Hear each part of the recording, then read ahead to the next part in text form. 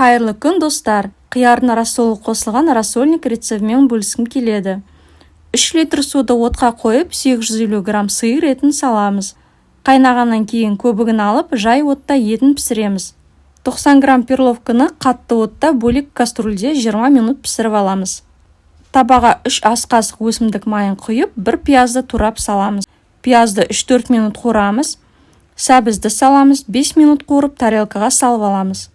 Тұздалған қиярды салып 2-3 минут қуырып алып, оған 1 ас қасық томат салып, 100 мл су құйып, жай отта 25 минут бұқтырамыз. Піскен етті түсіріп аламыз. Перловканы, картошканы дәміне қарай тұз қосып, картошкасы піскенше қайнатамыз. Менде картошка 15 минутта пісіп шықты. Зажаркамызды саламыз. 2 штук лавр жапырағын, қиярды салып 1 қайнатамыз. Етін турап саламыз. 3 тіс сарымсақ, укроп, 400 мл қиярына рассолын құйып 1 қайнатамыз.